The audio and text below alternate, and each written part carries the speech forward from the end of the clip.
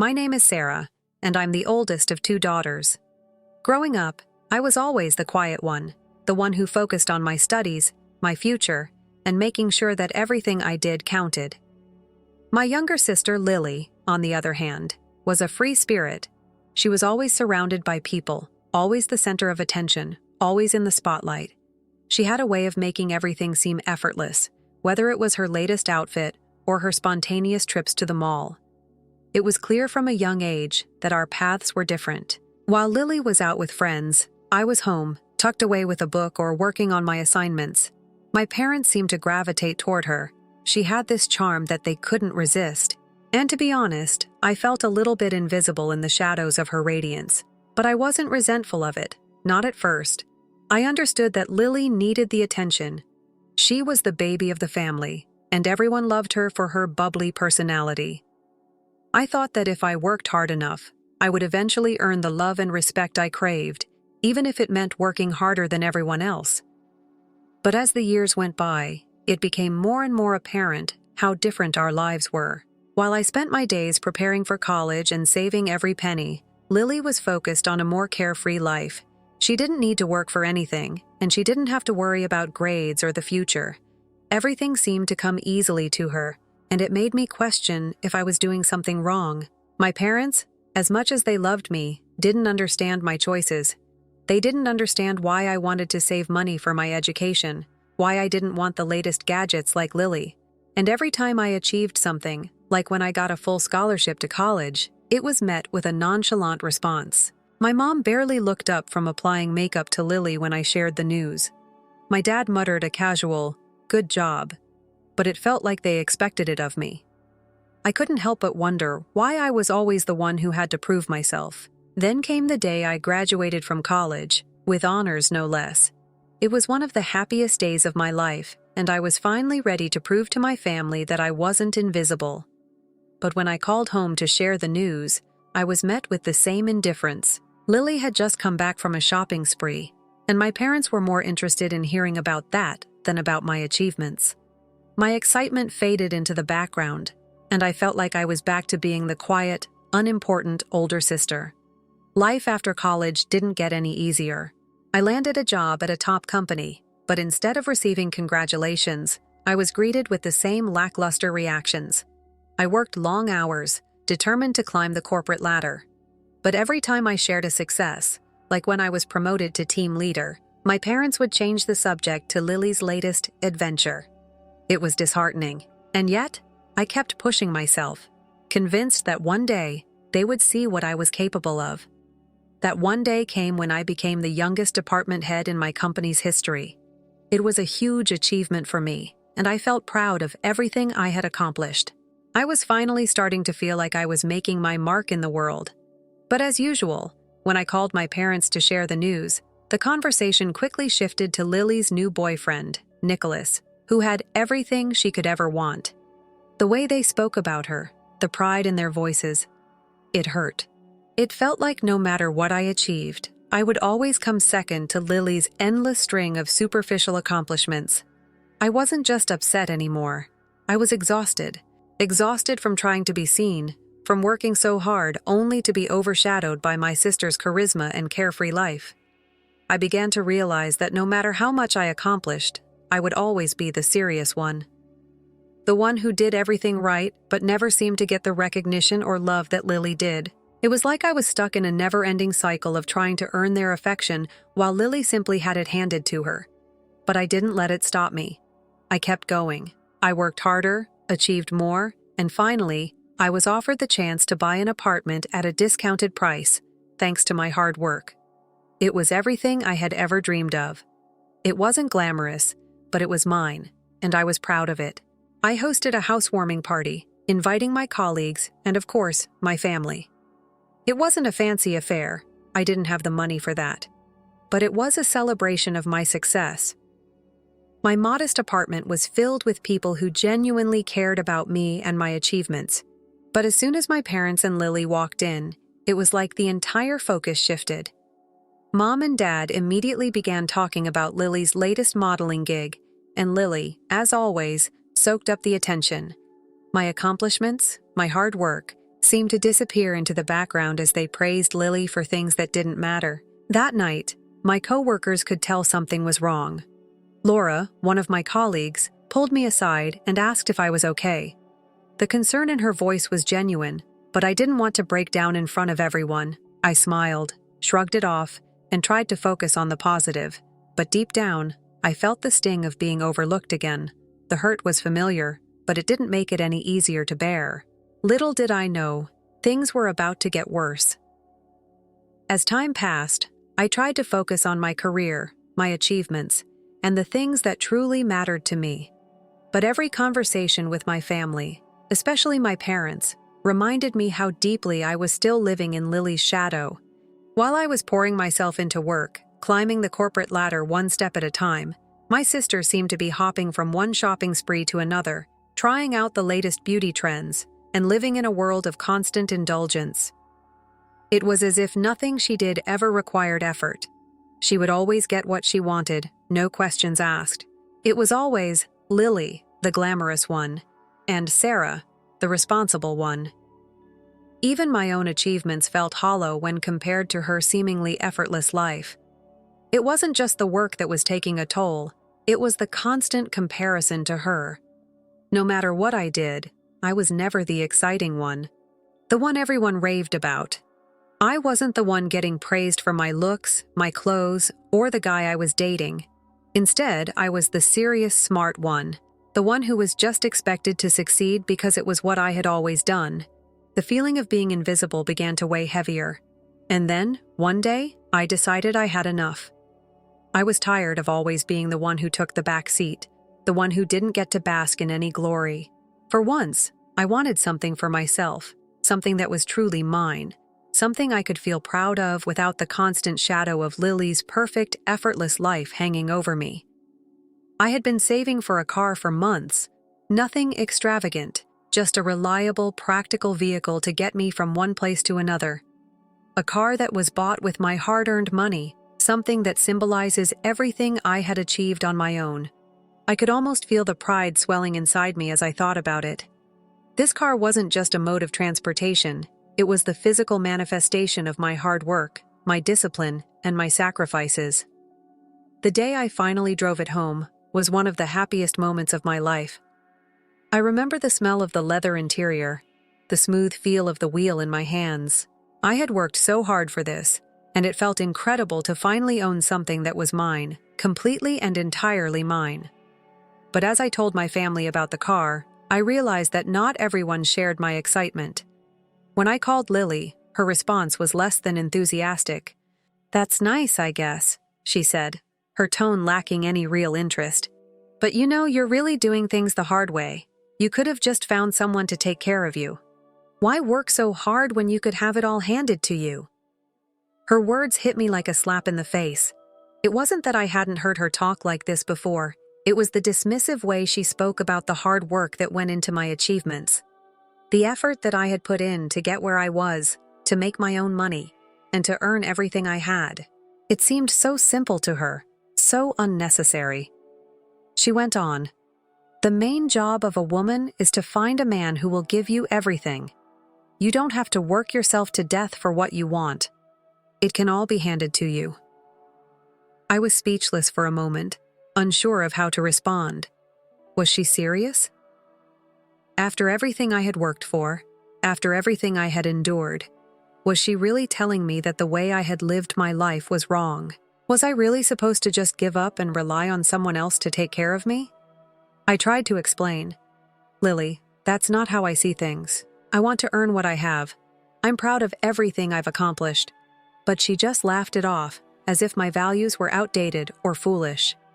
The conversation ended abruptly, and I felt a mixture of anger and disbelief.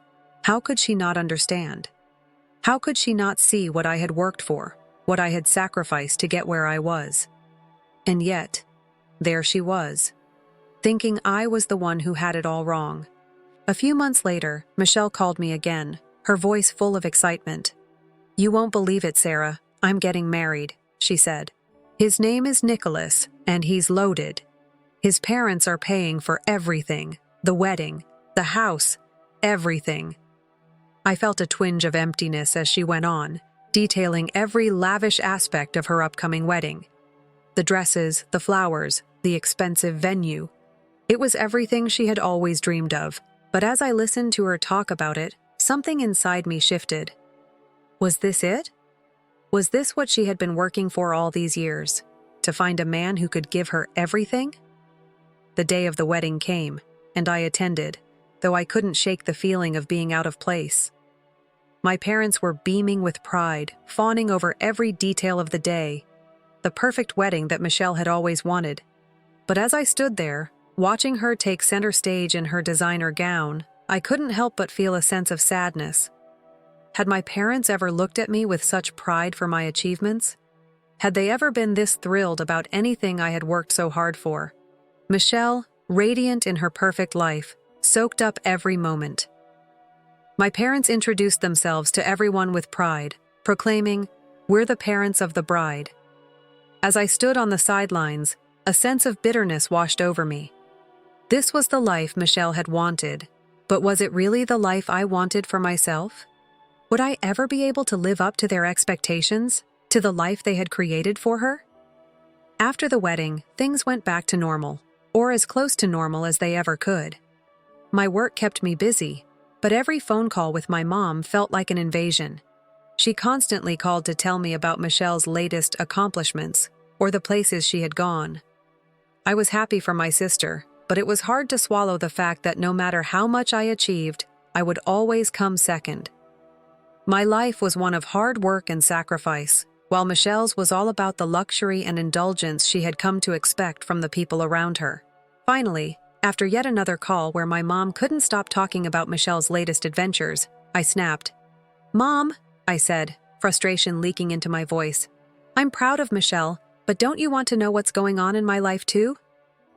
There was silence on the other end of the line.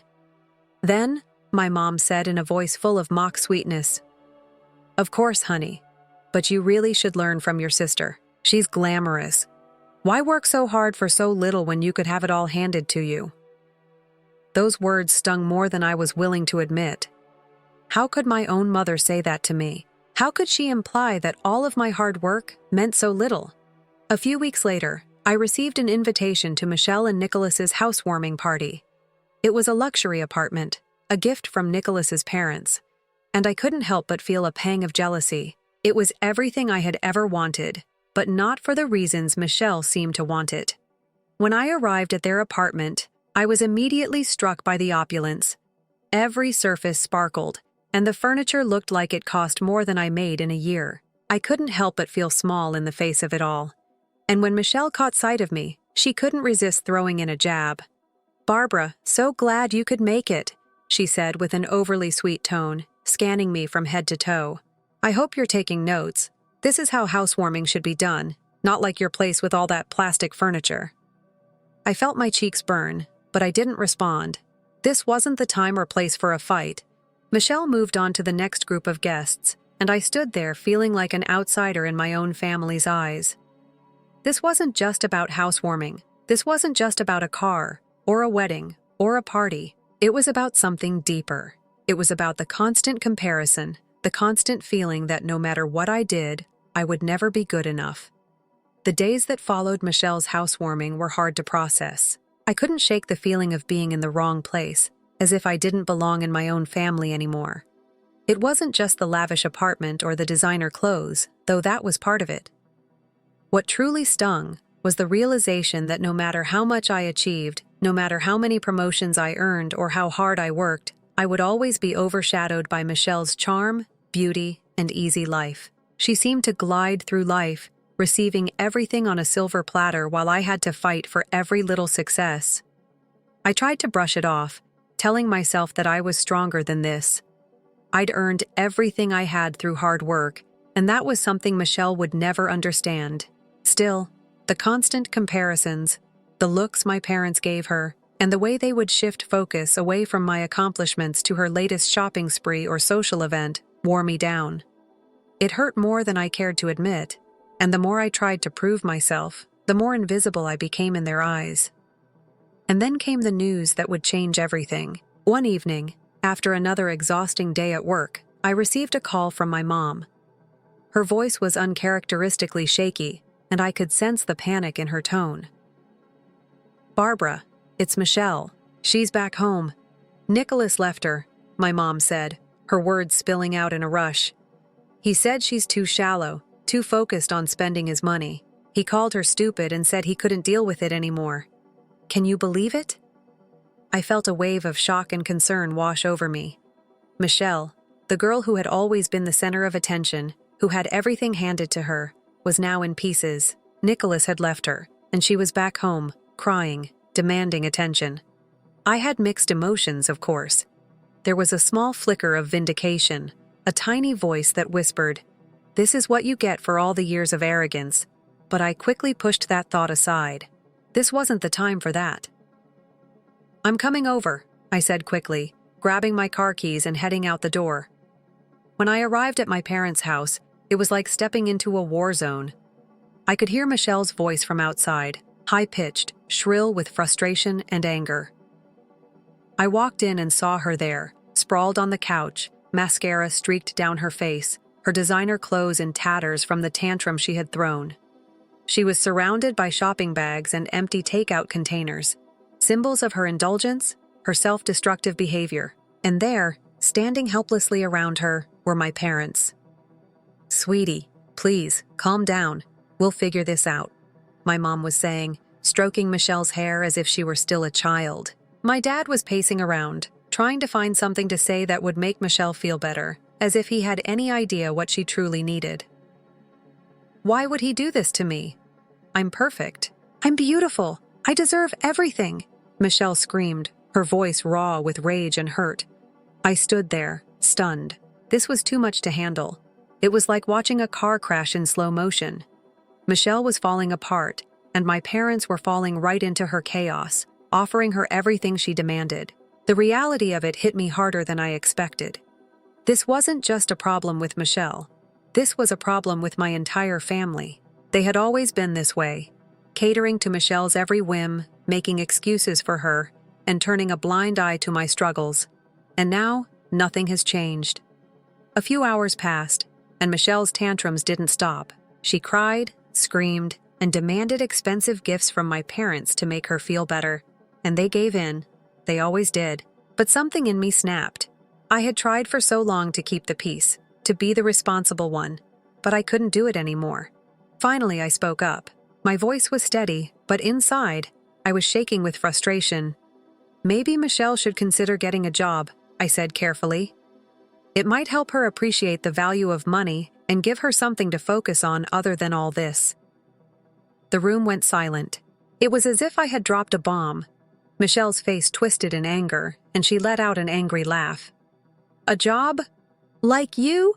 Slaving away every day like some peasant?" she spat, her words cutting through the silence. Before I could even respond, she burst into tears again and stormed upstairs, slamming the door so hard the whole house shook. My parents were furious.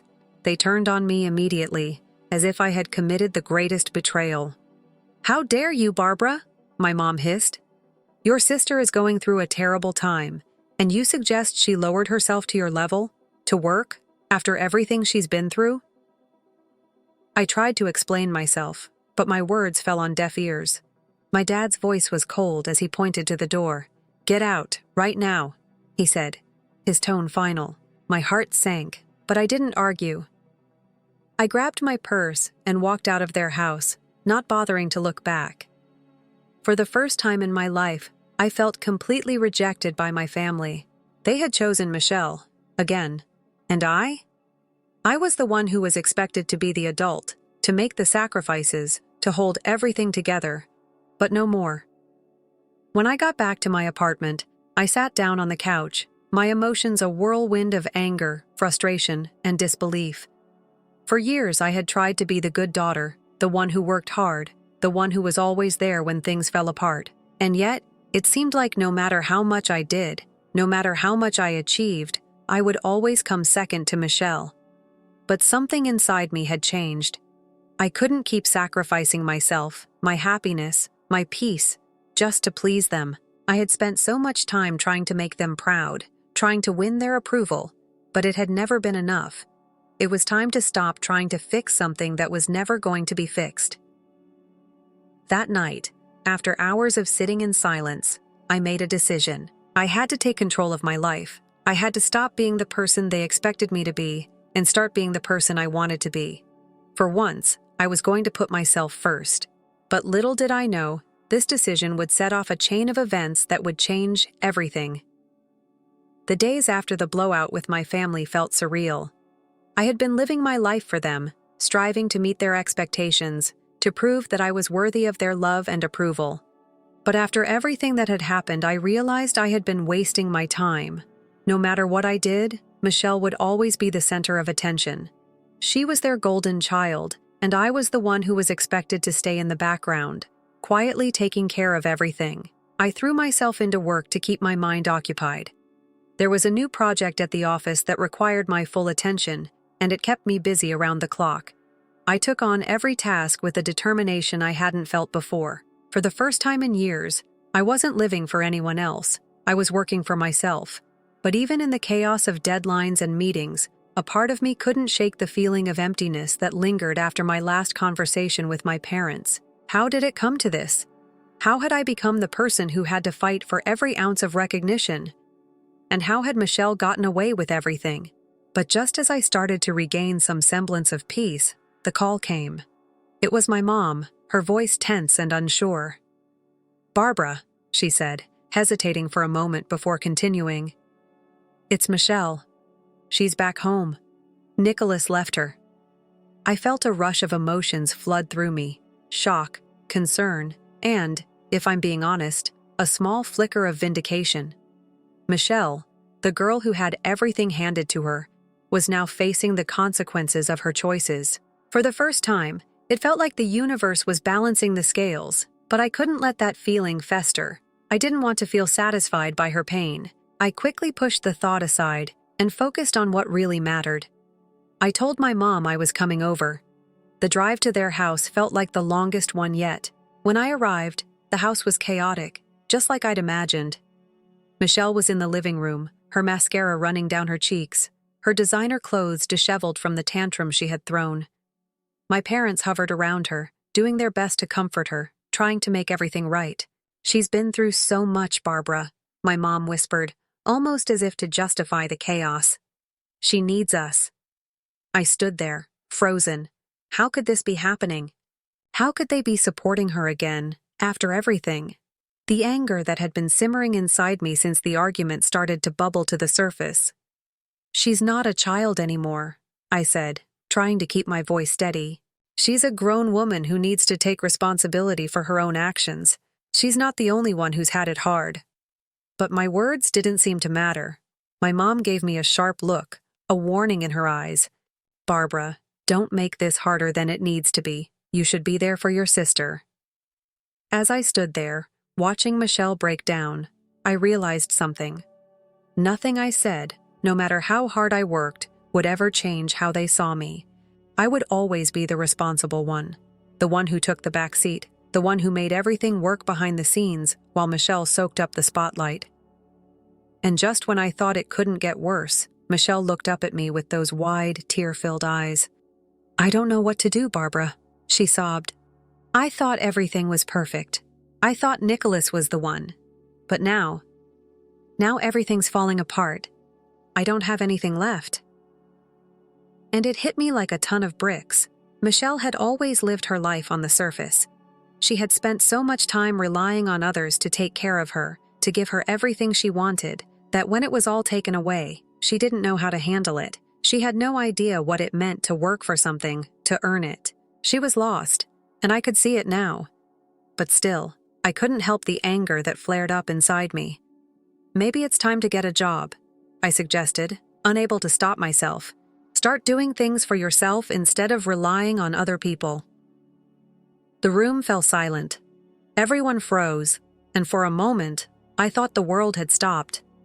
Then, Michelle's face contorted with fury. "A job?" she spat, her voice seething with rage. "You want me to be like you, slaving away every day for pennies? No thank you." And just like that, the fragile piece that had been hanging by a thread shattered. She stormed upstairs, slamming the door behind her with a force that rattled the house. I could feel my heart pounding in my chest, the rush of frustration filling me. Before I could process what had happened, my parents turned on me.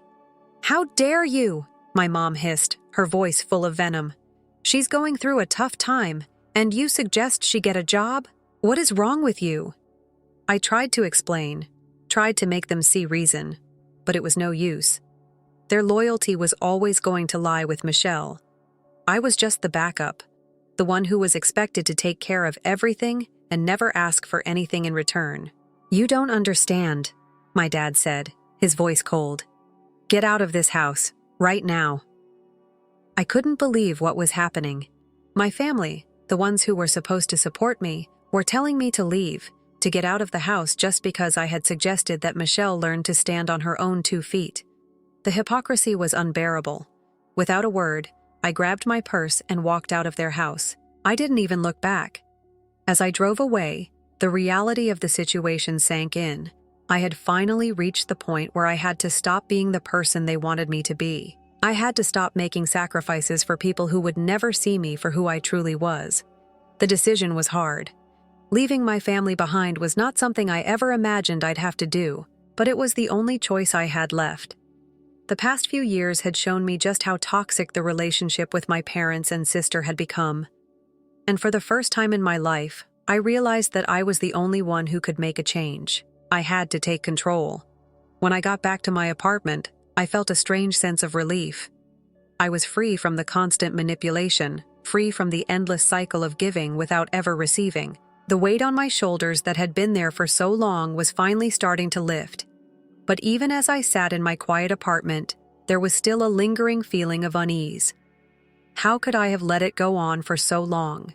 How could I have allowed myself to be treated this way by the people who were supposed to love me the most? At that moment, I knew I had to make a decision.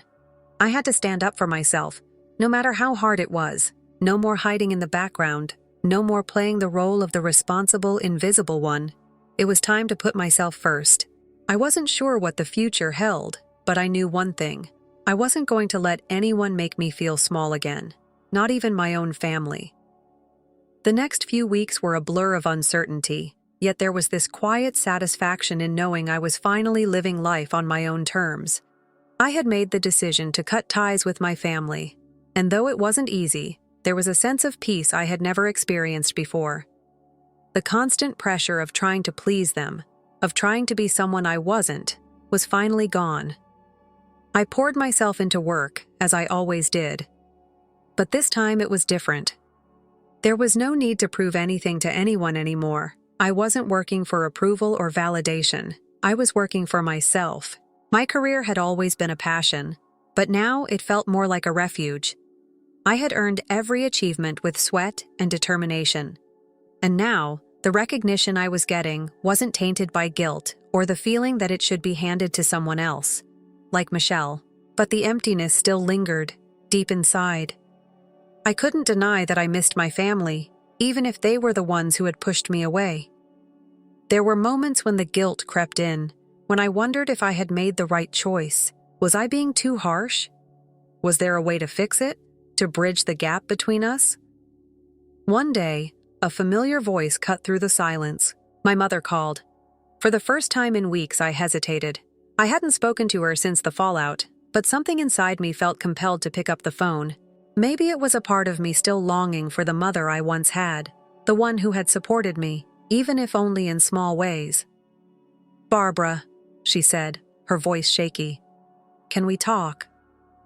My stomach turned, but I stayed quiet. She continued, her tone laced with guilt. "I want you to know that we miss you. I miss you." I couldn't hold back anymore. The frustration that had been building for so long bubbled up, and I let it pour out. "You miss me. You never once stood up for me when it mattered. You always defended Michelle, always put her first. You let me be invisible, even when I worked so hard to prove myself." There was silence on the other end, and for a moment, I wondered if she was really listening. But then, softly, she said, "I know I made mistakes, but I never meant to hurt you, Barbara. You've always been so strong, so independent. Maybe I didn't realize how much I needed to support you." The words hung in the air, but they didn't heal anything. They were just words. Empty words that couldn't fix what had been broken. I had spent so long waiting for that apology, hoping they would understand, but nothing would change the fact that I had been ignored, belittled, and overshadowed for years.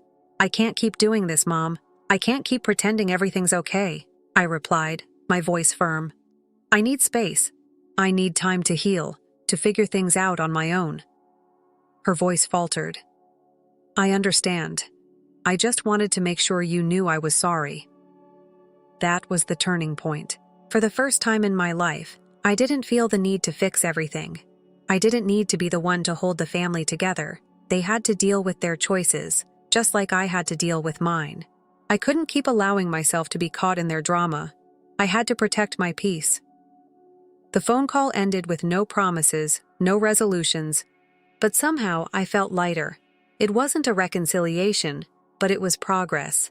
I had acknowledged that there would be no easy answers. But one thing was clear: I wasn't going back. Not to the old ways. Not to the toxic expectations. The next few days were filled with small moments of joy, simple things that I had neglected while trying to keep my family happy. I spent time with friends who had always been there for me, not because they wanted something from me, but because they genuinely cared. I started a new hobby, something that had always intrigued me, but that I never had the time for before. Slowly, I began to find the pieces of myself that had been buried under years of trying to live up to others' standards. I realized that I had been living in a constant state of proving myself, proving that I could be independent, that I could be successful. But now, it wasn't about proving anything anymore. It was about living authentically, without the weight of other people's expectations on my shoulders. The changes were subtle at first, but they were real. My heart felt lighter. And for the first time in a long while, I woke up every morning feeling proud of who I was, not for what I had achieved, but for who I had become. My life was mine now, and no one could take that away from me. Time passed slowly, but each day brought a little more clarity.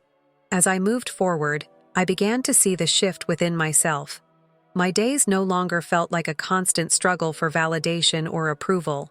I was carving out a space for myself, a space where my own happiness, my own choices, mattered more than anything else.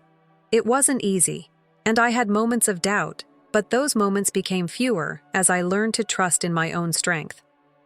One afternoon, I was sitting at my desk, reviewing a project I'd been working on, when I realized something profound. I had created a life that was mine. For the first time, it wasn't about what anyone else thought or how they viewed me. I had built this, piece by piece, with my own hands, my own efforts, and that was something to be proud of.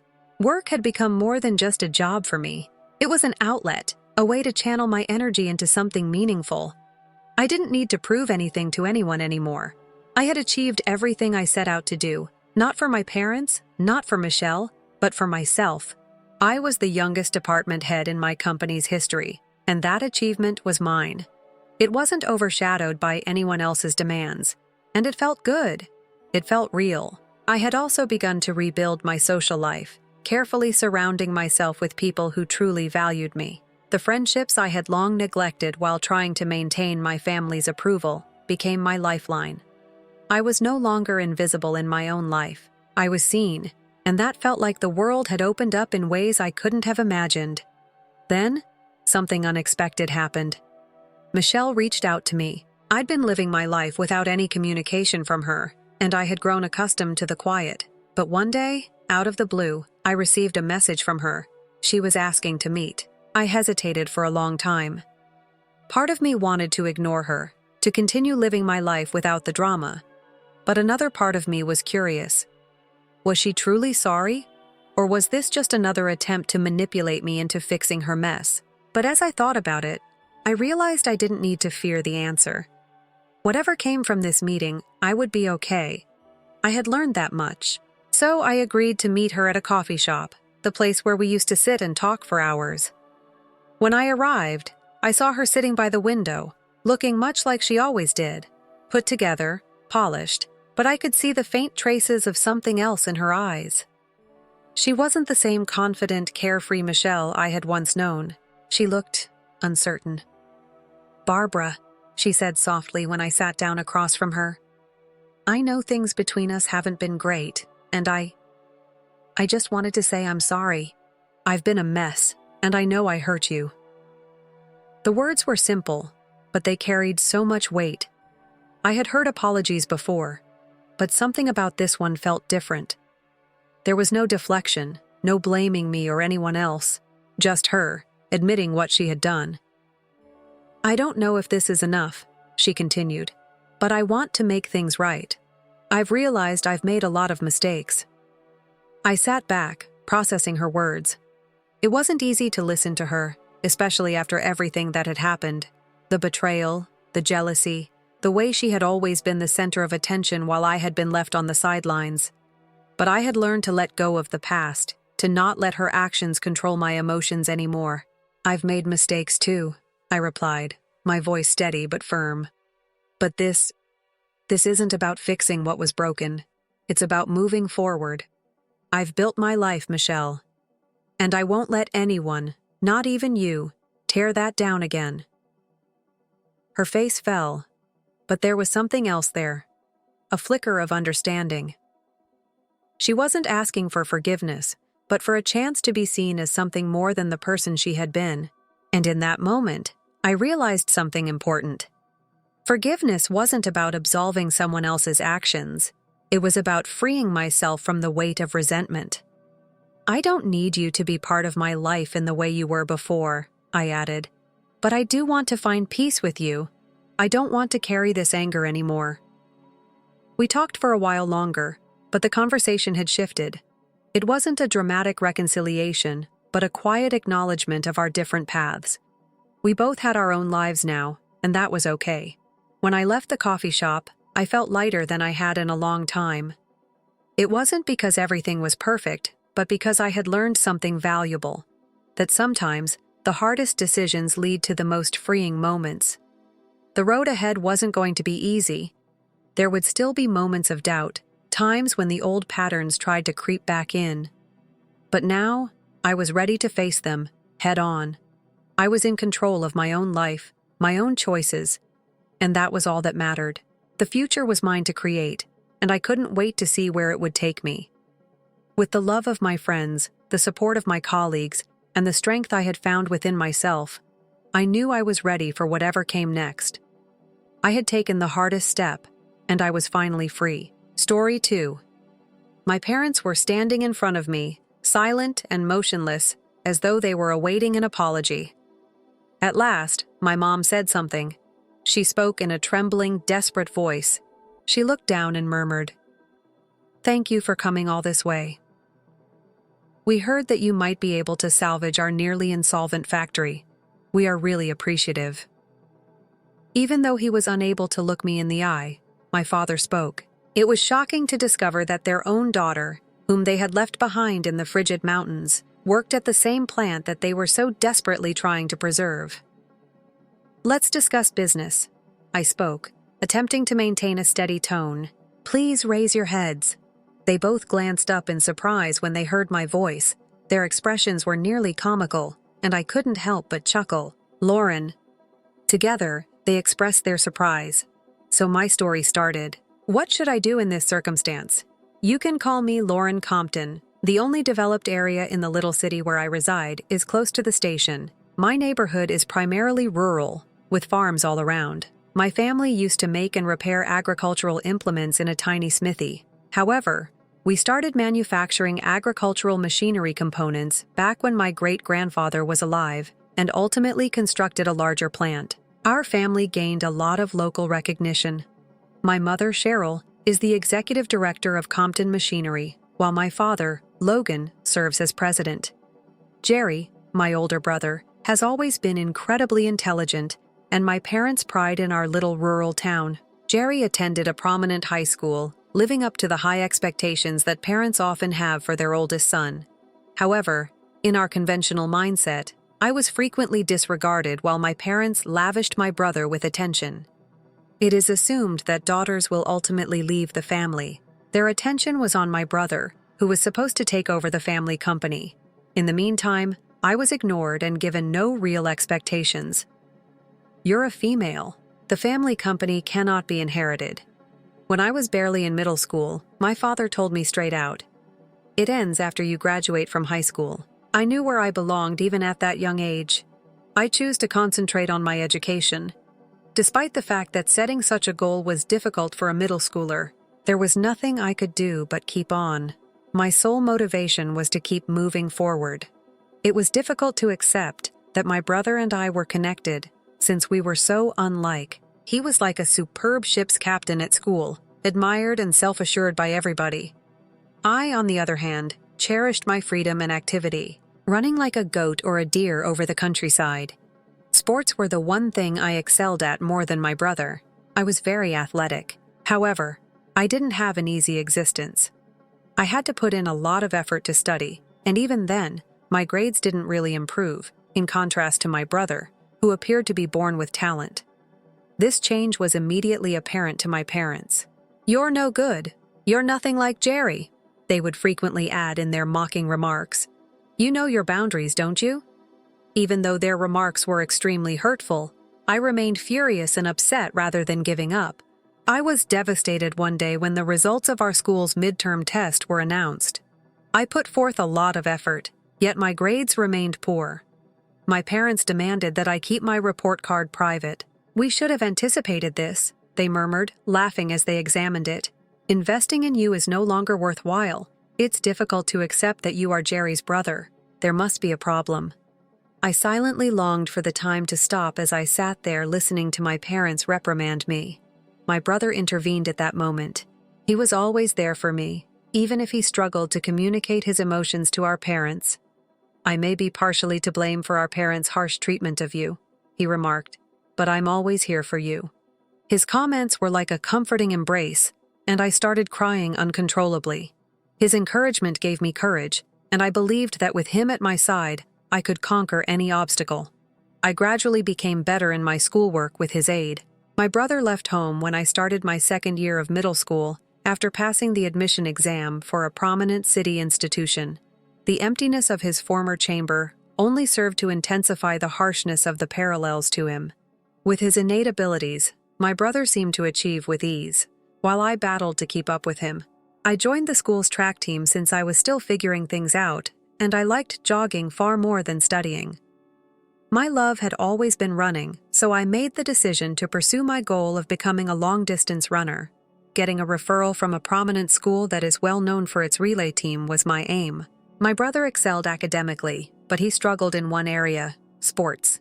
Even though I thought I was superior to him, my parents didn't seem to mind. They didn't care about my running speed. They just cared about his excellent scores, regardless of how hard I worked. They didn't notice what I did. My brother, who kept doing well in school, always received my parents' love and attention.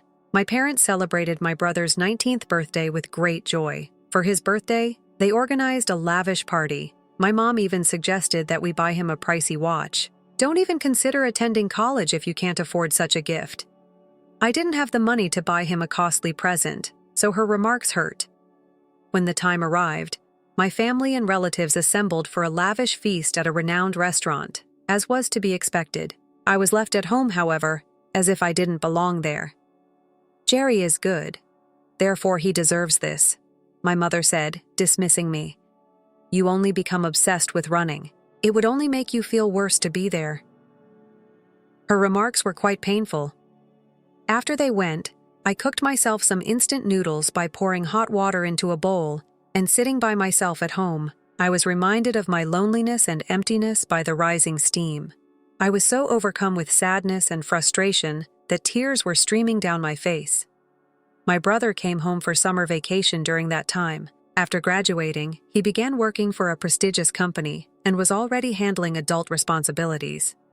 He looked older than ever.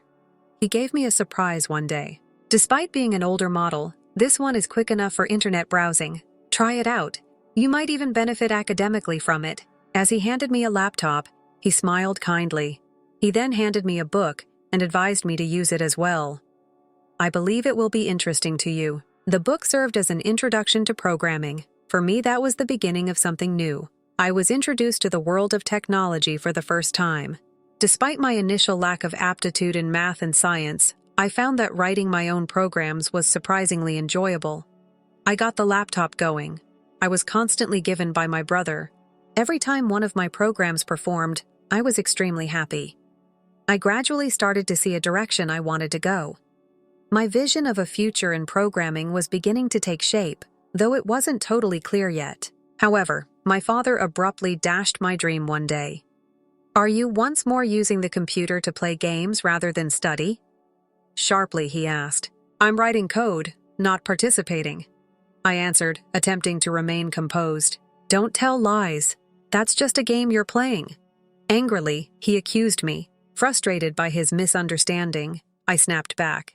"People with old-fashioned ideas like you don't understand how to use computers." That comment only made him angrier. "What nonsense are you talking about? Don't speak to me like that, Lauren," he shouted. Suddenly he grabbed the laptop and before I could stop him, threw it out the window. "Why would you do that?" I screamed, horrified. "You're still in high school and always playing games. Maybe now, with that computer gone, you'll finally focus on your studies," he said, laughing as if he had done me a favor. I ran outside to where the laptop had landed. It was completely destroyed. The screen was shattered, the case was cracked, and it wouldn't turn on anymore. My heart sank as I picked up the broken pieces. The laptop, a precious gift from my brother, and the tool that had sparked my interest in programming, was now just junk. Without any money to repair it, I felt like my dream was slipping away. Standing there with the broken laptop in my hands, I was filled with despair. My brother's thoughtful gift, which had given me hope for the future, was gone. I didn't know how I could continue. The next morning, still weighed down by sadness, I walked to school. That's when a friend noticed my mood and made a suggestion that sparked a tiny bit of hope. "Why don't you use the school's computers? The teacher might let you," they said. I decided to ask, and to my relief, the teacher agreed. From then on, the school's computer room became my safe haven. After class, I'd head there, where a reliable desktop computer was waiting for me. It wasn't fancy or portable like my laptop, but it was sturdy and dependable. That computer became my foundation, giving me a way to keep learning and holding on to the dream I had almost lost. I started spending more and more time in the school computer room. On weekends, one of my teachers who noticed how passionate I was offered extra help. Programming became my focus throughout high school, and I worked hard to improve my skills little by little. During the summer of my sophomore year, my brother suggested I join a summer course in Chicago. I saved up for the travel expenses by working part-time jobs. I stayed in the dormitory of the company where my brother worked, dedicating my days to the course and spending my evenings learning from my brother and his unique friend, Brandon. "Brandon's a bit quirky, but he's not a bad guy," my brother said with a grin. "He's just not used to being around girls since he went to an all-boys school, so don't tease him too much." Brandon, pretending to look offended, replied, "What are you talking about? I've had plenty of interactions with girls." "Oh, really? When was that?" my brother teased. "During the folk dance in elementary school," Brandon said, his face turning red. We couldn't help but burst into laughter at this innocent and funny moment.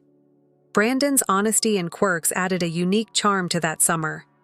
That summer became a turning point for me. With the encouragement of my brother and Brandon's guidance, my love for programming grew even stronger. By the end of the summer, I felt like I had taken a big step into the world of programming, and it completely captivated me. Brandon was different from my brother. He was polite, refined, and carried himself like someone from a well-mannered family. Although he was a bit eccentric, there was no malice in him, and I found his personality oddly endearing. As I entered the summer of my final year in high school, something unexpected happened. My brother, who had apologized earlier for the destruction of my laptop, returned home during the break with a surprise. He handed me a used laptop and said with a mischievous smile, "This is from Brandon. He's pretty well off, so I asked him if he had any computers lying around and he gave me this one. He wanted you to have it as a gift." "Why would he do that?" I asked, my face turning red. "I don't know," my brother teased. "Maybe he likes you. Stop saying nonsense," I protested, but my flustered reaction only made my brother laugh harder as he playfully tapped me on the head. That laptop became my lifeline. It wasn't just a computer, it was a symbol of the support I'd received from my brother and Brandon, and it pushed me to work even harder toward my dreams. My brother gave me plenty of advice, and my programming skills improved a lot. One day he said, "I never thought you'd get so into programming." "Yeah, it's really interesting," I replied. Sometimes things don't work because of a small mistake in the calculations, but solving the problem is so exciting. Programming wasn't just a fun activity for me, it had become my passion. Seeing my own programs come to life was a joy that couldn't be described in words. Driven by this passion, I made a big decision. I decided to leave home, skip university, and take a job in the city at a tech company with a new computer in hand. I felt ready to move forward and keep improving my programming skills. My journey had only just begun. One cold winter day, as I was preparing for my new life, my parents called me unexpectedly. Normally, their conversations weren't pleasant, so I wasn't hopeful. But this time it was different. "Let's go on a family trip." My father suggested family trips were a distant memory from my childhood, so I was surprised. My uncle had won a hotel voucher and a lottery, and we decided to use it. I felt a bit excited, especially since my brother would be joining us on the day of the trip. We drove to a hotel in a snowy area with my father at the wheel. My parents seemed unusually cheerful during the drive, chatting mostly about my brother's job and my father's struggles with his factory. As usual, I was left out of the conversation. When we arrived, the hotel was much fancier than I had expected. We relaxed by the pool and enjoyed delicious meals together. But something about my parents' sudden kindness felt off. It didn't seem genuine. Late that night, I woke up to use the restroom on my way back. I noticed my parents conversing in quiet whispers from their room. "We can't keep spending money on her anymore. My mother said if we leave her behind, she'll understand." My father answered, "Indeed. It's time for a massive house cleaning." She agreed. I froze in position, my heart thumping. They were planning to abandon me. I felt like I was supposed to be abandoned and accepting. It seemed like the only choice I had. With a sorrowful heart, I left home. The journey back was silent, with scarcely any discussion. Maybe everyone was simply sleepy. I was meant to be dropped off at the station and then traveled directly to the dormitories at my new work. Suddenly, my father spoke out. "I feel like drinking a coffee. Is there a vending machine nearby?" My sibling responded. "A parking lot is up ahead. There, we can grab coffee." My dad grinned, looking quite upbeat. "All right," he responded. "Let's take a rest there." My father turned to face me as soon as we arrived at the parking lot. "Go buy us coffee, Lauren." I exited the vehicle and made my way to the vending machines, as anticipated. For my brother and father, I went with hot coffee. I got a milk tea for myself and some tea for my mom. However, something caught me off guard as I turned her head back, my dad getting my bag out of the car. "Well," he continued nonchalantly, "this is farewell. Transporting you to the station. It uses too much gasoline and time." I was stunned as I stood there. "Hold on, isn't the station still a long way off? You'll figure it out. Do you want to stroll or run? Didn't you play on the track team? You ought to possess the energy," he replied icily. "Are you serious?" My voice trembled as I asked. "It's time you took care of yourself." "Okay, the cleaning is finished." His comments pierced deeply as he added, "You were only a piece of garbage that was in the way." I turned to my brother for encouragement, but he remained silent. Rather, he laid my coat on top of my bag with care, standing in the parking lot covered with snow. I watched as the vehicle sped off and vanished into the distance. My eyesight was obscured by tears, but deep down I knew that this was the beginning of something new. My previous life was over. However, it's possible that this marked the beginning of a new chapter. I went back to my hometown 15 years later. Many things had changed. As a project manager for a prosperous firm, I was now flourishing. I was there for work-related reasons. The nearby factory was still working on a project. It evoked a mixture of old bitter emotions and enthusiasm to return here. My heart skipped a beat as I heard a voice as the well-known factory appeared. "Lauren." My brother was waving and grinning as he approached me after getting out of a car. "I feared you could become disoriented." as we get closer to the factory, my brother stated. A lot has changed in the landscape.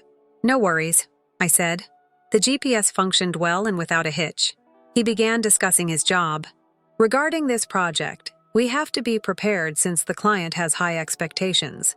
I gave a cheeky smirk. Let's see how long you can maintain that level of enthusiasm. Don't undervalue me, he retorted. In the city, I've become much more resilient. With obvious admiration, he remarked, You've really grown stronger. I said, It's because I've been pushing myself. When you work hard, you naturally become stronger. This reunion was no accident. This project was the reason for everything.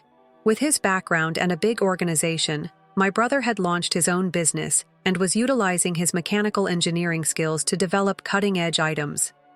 His efforts had started to garner market notice, giving faltering companies hope. Our local plant was now having problems, experiencing a severe financial emergency.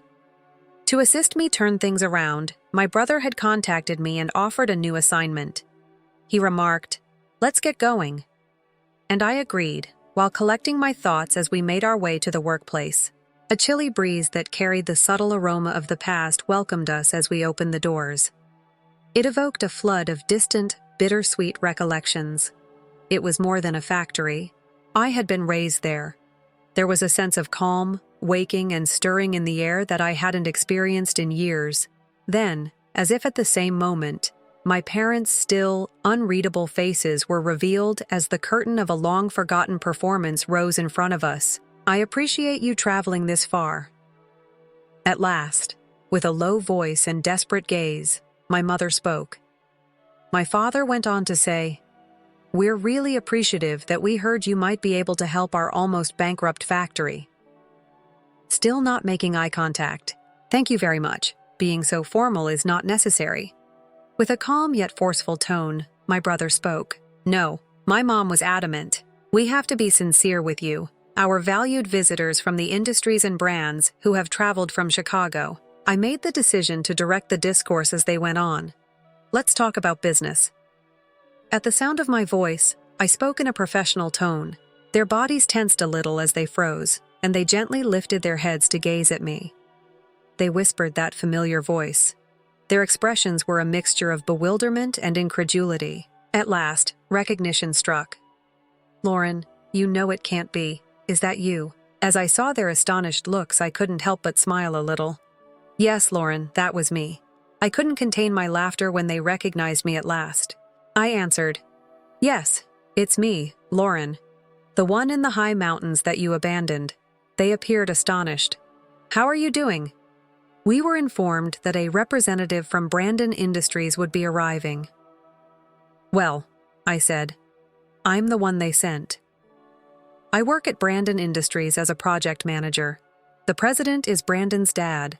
I was abandoned by you, but Jerry's friend Brandon came to my aid. My brother had prepared to keep me safe since he had anticipated this. I stopped and stared at them. I have made a life for myself, even if it wasn't easy. I am now married and have created a profession.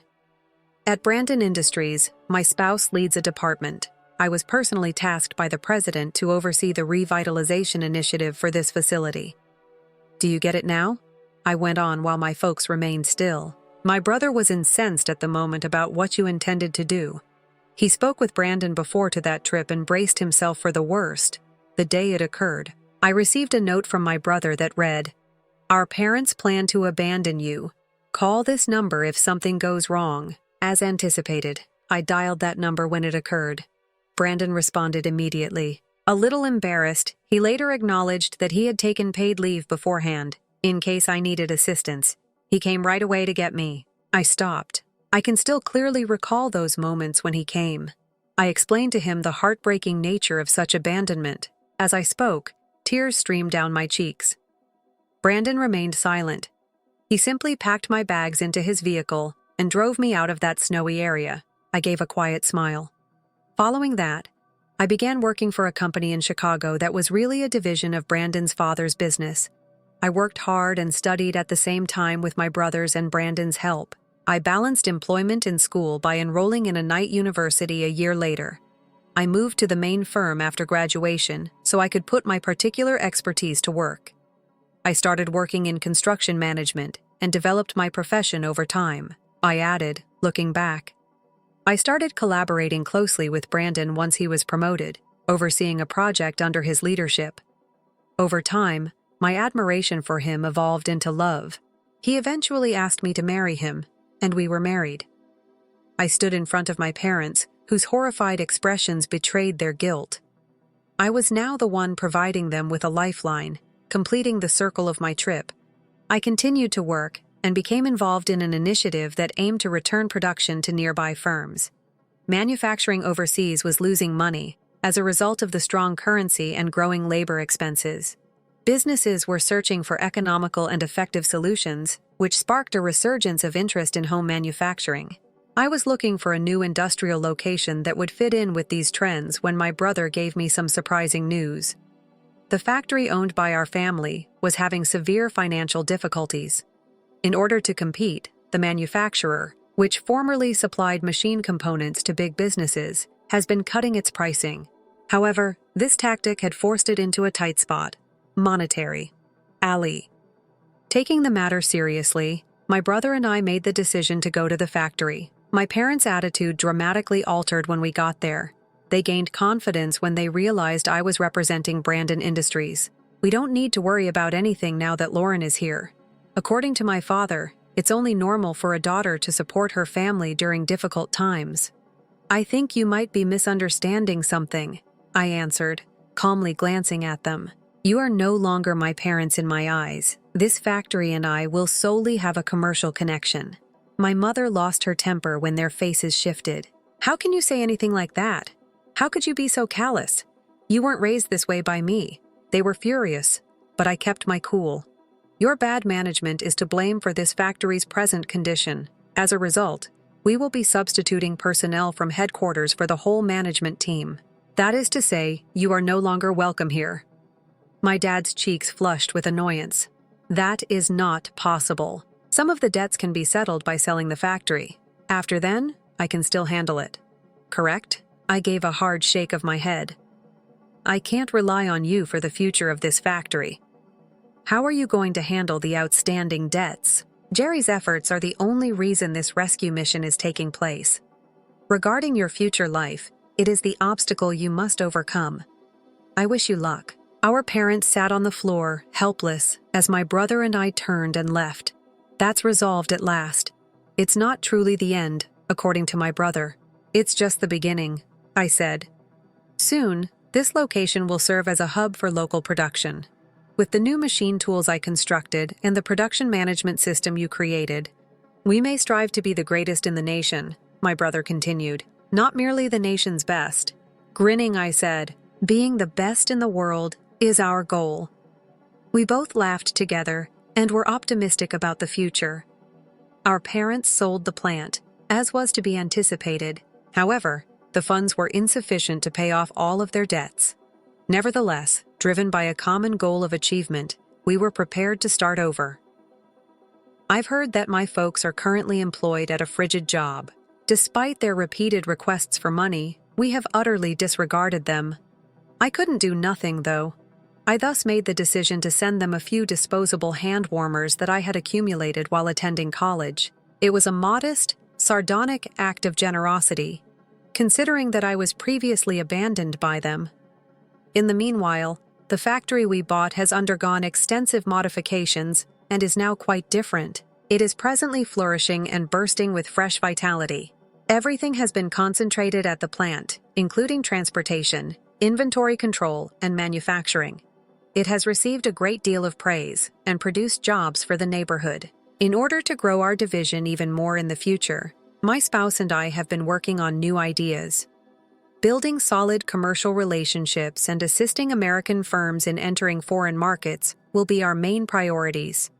Even though we have hectic lives, we always find time to relax at that far-off hotel a few of times a year. Each year as the snow begins to fall, I am reminded of that parking lot, and my heart aches. I ended up going back to the location this year. What's on your mind? My spouse pondered the past once more and inquired softly. Yes, I said with a kind smile. There are so many treasured memories here. I agree, he responded with a smile. This is where it all began. I chuckled. Despite the fact that it was midwinter, I can still recall that day. You looked like a boiled octopus, he taunted. You're a talker. You looked like a tiny child since your face was so red. We exchanged glances before laughing out loud. Thank you, I cherish you. My heart felt warm as I spoke. No, thank you, he smiled in response. I compared life to a book composed of several stories. These kinds of moments make up the chapters of our relationship's history, as well as this chapter. It's among the most exquisite. Story 3. I had to make the difficult decision to either accept a demotion or risk losing my job since I did not complete high school. Our new sales manager, Emily, made significant announcements. Deals with clients may now only be handled by college graduates. The rest of us would be given chores like cleaning or coffee making. If someone didn't agree, they would be demoted or perhaps dismissed. Emily obviously wanted me to go. She didn't want me to stay with the firm. I made the decision to leave even though I was aware of the consequences for Noah Corporation. The firm descended into anarchy, exactly as I had predicted. Emily didn't aware I was in charge of the $800 million agreement with JTG Holdings, thus it was never completed. The truth would soon come to her. Patrick Wilson is my name. At the age of 64, I work in the sales division of Noah Corporation, a wholesale organization that generates $40 billion in revenue annually. Since I'm too elderly for cold calling or field sales, my job was to oversee contracts with existing clients, primarily from my desk. I occasionally went to meetings that were held off-site. The new sales manager, Emily Watson, appeared to be upset with me. She was promoted at the same time that I was rehired after retiring, having won her job with an outstanding Columbia degree. She may have been angry of my homecoming because of her promotion. She came up to my desk one day. "Patrick, how are things at work?" she inquired. "It's going great," I said. She smiled mischievously and replied, "Not really getting very far. Are you perusing documents? Your deteriorating eyesight must be difficult." Despite how painful her criticism was, I maintained my composure. Since around half of retirees like me are rehired, my circumstances weren't out of the ordinary. I didn't let her get to me, even though I acknowledged that my vision wasn't as good as the younger employees. Emily continued after that. "You ought to have remained in retirement.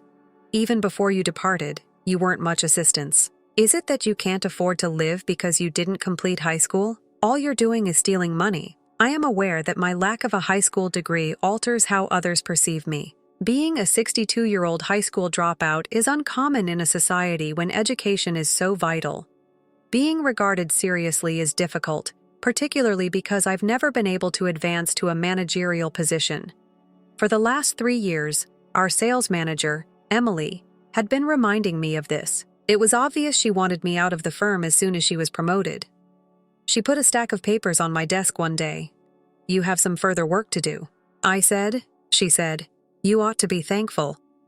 She appeared to believe that I wasn't doing enough, even though I already had my own responsibilities to attend to. I groaned as I considered the additional effort and realized that it would need me to remain late once more. "You get it?" She smirked as she asked, "Considering your lengthy profession, you're surprisingly obedient. You have to obey younger people if you dropped out of high school. I'd rather not be in your position."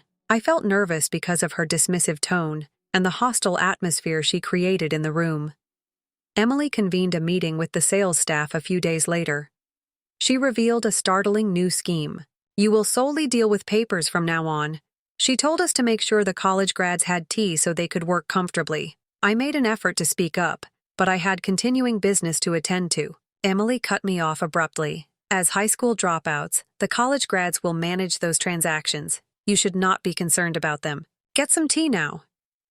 "You'll be in charge of keeping the entire building clean," she added, turning to another worker. "Dust is not permitted." Emily became irate when the worker objected, claiming they had transactions to handle as well. As I already stated, the college grads will handle the deals. Don't make me say it again. No one in the room understood why she had given them the new duties. Observing our bewildered expressions, Emily attempted to elaborate. The grunt job will henceforth be done by high school grads and dropouts, she added. All of the transactions will be handled by college graduates. This kind of operation is the most effective.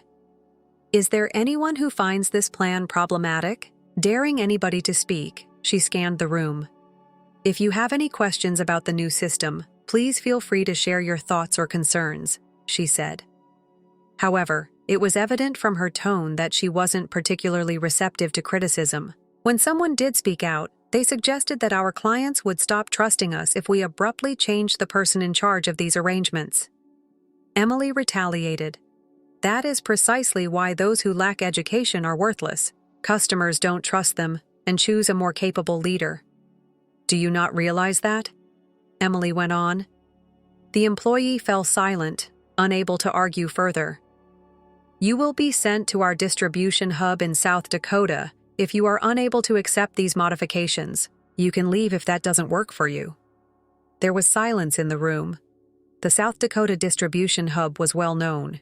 It was notorious for doing monotonous, repetitive tasks all day long, such as moving and sorting parcels. No one wanted to be transferred there, even if it meant doing menial duties like cleaning or brewing tea, because the compensation was lower than at headquarters. Workers wanted to remain at the main office. I failed to see how Emily's choices would benefit Noah Corporation. I couldn't help but speak at last. Changing the person in charge of ongoing negotiations will only erode our clients' confidence. These transactions have a rhythm, and breaking it will lead to issues.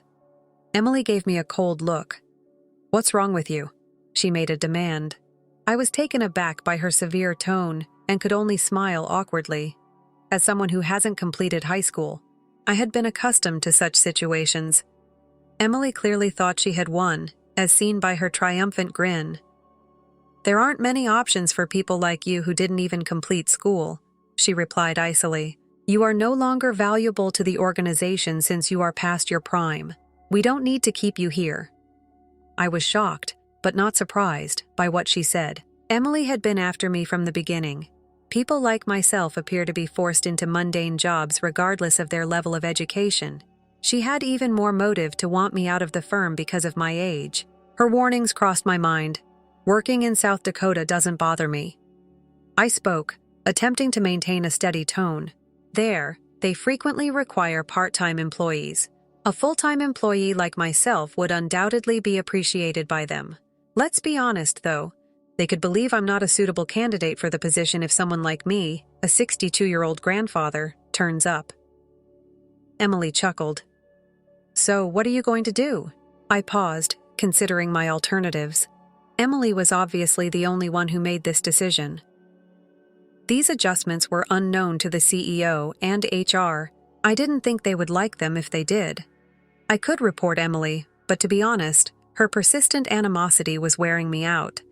It didn't seem like a horrible idea to go because I had enough saved for retirement. I'll quit, I responded after a time. Emily acted as though she was dissatisfied. You should have gone to the distribution center if you wanted to continue working, she remarked. The other staff members were taken aback. One of them made an attempt to speak. Keep quiet. Emily lost her temper. Lower-level employees should not be involved in this.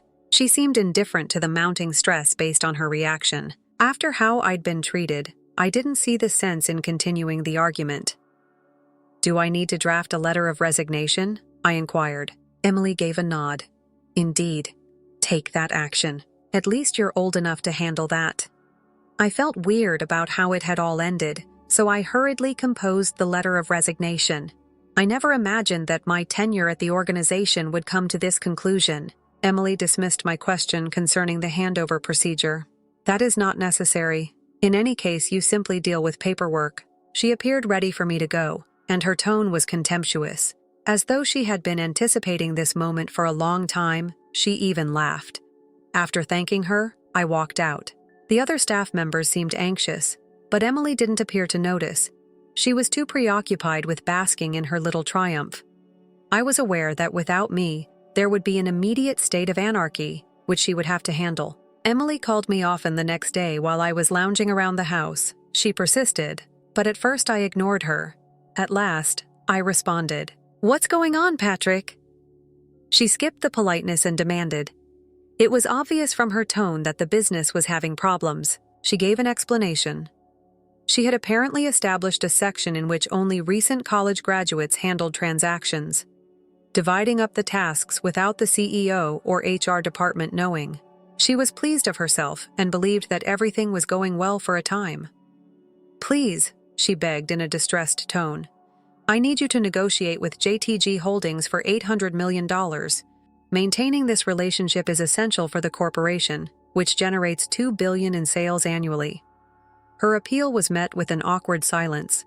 "Isn't this the day of the $800 million deal?" she inquired. "College grads now oversee all of our transactions. There's no reason to worry. It will undoubtedly succeed." However, the staff looked at each other uneasily. At last, Manager Emily, one of my old co-workers, stood out. "Yesterday, he resigned." Emily's expression dimmed. "What do you say?" "He oversaw the $800 million transaction." She was struck hard by the reality. "Something this large cannot be handled by an unskilled person," she mumbled, attempting to ignore the truth. However, the staff was aware of the reality and powerless to alter it. Emily resorted to one of the staff in the hopes of making things better. "Don't you have a degree from Stanford? The contract may be taken over by you, right?" The worker paused, appearing anxious. At last, he gently confessed, "I'm not sure I'm prepared for this. I believe that only if Patrick takes care of it will the client be happy." Emily was informed by the young man. "Enough," Emily lost her temper. "Do it if I tell you to. You can succeed if an illiterate dropout can." She was clearly frustrated. Reluctantly, the young man consented, but when he called the customer, they demanded to talk to me. He gave Emily an update. "The customer wants Patrick, like I mentioned." Emily was astonished, he claimed. What right did they have to want someone like him, a high school dropout? How could he help, particularly without the drive to close deals? She inquired, evidently confused. One of my co-workers took over. "Do you not know about Patrick's stellar career? Despite having a simple resume, he is well respected in the field. Because of him, we have a lot of big firms working with us." Emily, a recent graduate at the age of 23, had spent 3 years in the same department. Because she didn't like me, she had always emphasized my lack of formal education while ignoring my reputation. In front of her, nobody dared to mention my past. "What are you saying?" Emily inquired, curious now. "Assuming you simply review resumes." My colleague clarified that you might not be aware of his past. However, Patrick is well known. Because of him, many big businesses decide to collaborate with us. Recognizing that further sharing was inappropriate, my coworker ceased speaking. The day before, Emily had dismissed me, and now she was contacting me desperately. "What's happening?" Clearly disturbed, she asked. I chose to politely explain. I am, in fact, rather well known in the field. My grandpa, who was also a CEO, gave me his gift for sales. Many businesses still trusted me and did business with me because of him. I managed significant transactions with leading trading firms about 41 years ago. I was regarded as a famous salesperson back then. I stopped, then went on. When I was in middle school, my narrative began. Wilson Corporation, a corporation with yearly sales of over $2 billion, was led by my grandpa as its CEO. I used to lend a hand during my school breaks since I greatly admired him. Even though doing basic chores like cleaning and brewing tea could have appeared insignificant, I was excited to be with him. Others decided to go to college, but I was adamant on working for my grandfather. I was serious about it, even if it was a bold move. I persuaded my grandfather and parents to allow me to work and study concurrently. Immediately after middle school, I started working for Wilson Corporation, performing menial duties until my 21st birthday. I cherished every second of it. I was ecstatic when I was given the opportunity to work in sales. The trip wasn't simple. It was difficult to get contracts, and I had to keep refining my strategy. However, I never gave up. The sensation was amazing when I got my first contract. I felt like a salesperson for the first time. My abilities rapidly improved, and by the time I was 26, I had secured a significant contract with a large corporation. For me, This was a pivotal moment. I discovered the key to success: recognize the needs of ING's clients and provide solutions that meet their needs. This strategy aided in the expansion of their companies, and as soon as word got out that working with me always resulted in profitable deals, the sales manager started giving me more responsibility. Businesses started calling me by name, and I made sure to close those deals while gaining the trust of my clients and my colleagues. I rose to the position of top salesman very fast, and executives from big companies were aware of my name.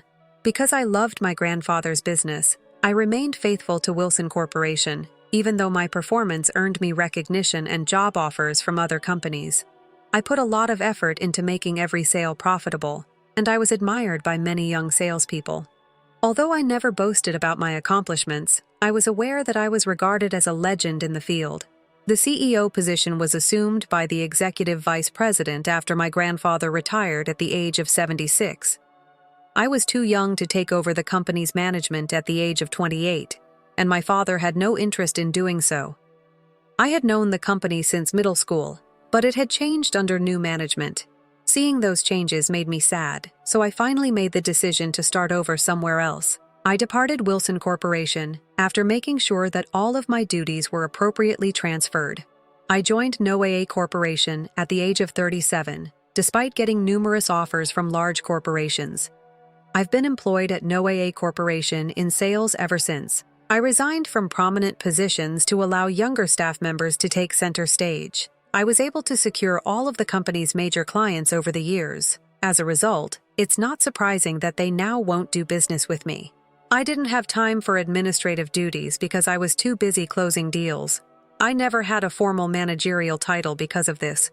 I was paid the same as managers, though. I had begun to progressively transfer my responsibilities to younger staff members, but my abrupt resignation prevented me from saying goodbye in a suitable manner or finishing the handover procedure. Clients are now refusing to proceed without my assistance. Emily was enraged. "How come you didn't tell me all of this sooner?" She made a demand. I did inquire as to whether a handover was required. Calmly, I answered that you ought to have made it obvious if it was that important. Emily went on to say that I had to let the clients know about the transfer and persuade them to keep doing business with Noaa Corporation. I declined. Establishing trust is the cornerstone of business, and if I contacted clients about internal problems after I resigned, they would lose faith in the organization, and the transactions would rapidly collapse. Noaa Corporation's annual revenue is $4 billion, but $2.5 billion of that comes from deals I had secured. The $800 million deal was already in jeopardy, and at this rate, the company could face serious trouble. "Come back to Noaa Corporation," Emily said, her tone urgent. "I'll talk to HR. Report to work immediately." I declined. "Even if I come back, you'll still treat me like a burden. I can't work under someone who judges people only by their resumes and education." Emily's frustration was obvious. She had realized that the company's biggest deals came from my connections and was terrified of losing them.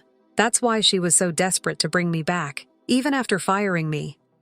I decided to be honest. Every day I was insulted for being a high school dropout. I was pushed aside and treated unfairly. I can't work under someone who only cares about degrees and resumes. Even if I agreed to save the deals, you just see me as a burden again. I doubted Emily would truly change. Her inability to build trust was her own problem. "Is that all I asked?"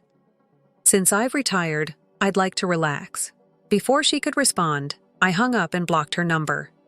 Later, I heard that Noaa Corporation was in serious trouble. Not only was the $800 million deal affected, but I had also been managing other big deals worth $600 million, $200 million, and $2 billion. When I missed meetings with those clients, they became suspicious. After checking with Noaa Corporation employees, they discovered that I had retired. As a result, clients began canceling their contracts, saying there was no point in continuing without me. Noaa Corporation started losing its biggest clients one by one, while the company could still handle smaller deals. Losing several major ones was a huge blow. A week later, Mr. Noaa, the CEO, called me in. I wouldn't have responded to Emily's requests, but Mr. Noaa was different. He had supported me for nearly 33 years. When I arrived at the office, I saw Emily sitting quietly in a corner, looking dejected. Mr. Noah sat at his desk, looking troubled. He sighed deeply and said, "We had no idea." She changed the sales department's operations. The decision to restructure was unauthorized.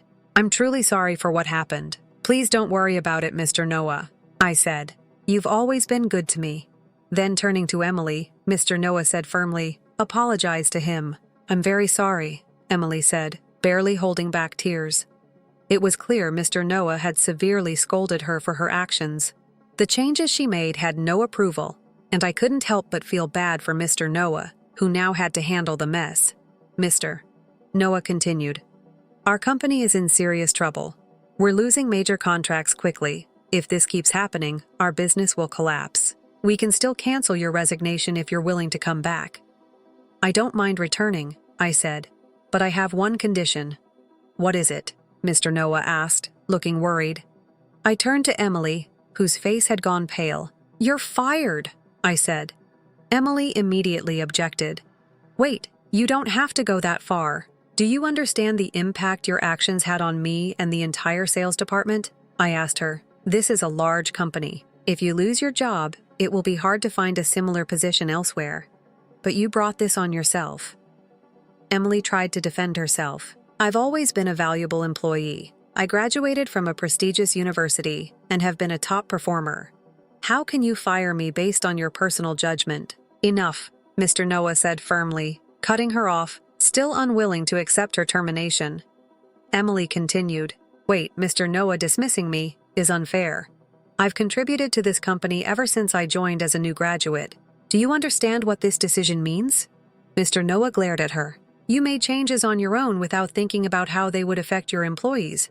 That's unacceptable." Emily fell silent. I then spoke to her directly. "I may be older, and my strength isn't what it used to be, but there's a limit to how much disrespect I can take. Being a high school dropout allowed me to learn the company's ways early and become an expert in sales faster than most. Yet you mocked me without understanding my circumstances." Emily trembled, but said nothing. "I can return to the company," I continued. "Handle the transition and apologize to our clients, but only if you step down. If not, I'm happy to stay retired. The responsibility for all my work will then fall on you." I paused for a moment, looking at Emily. Honestly, I'm happy with any scenario. I had enough savings for my retirement. So I asked, "What's your decision? Can you act on it now?" Mr. Noah pondered about my proposition, Emily chewing her lip in irritation, knowing she couldn't mend this mess without my aid.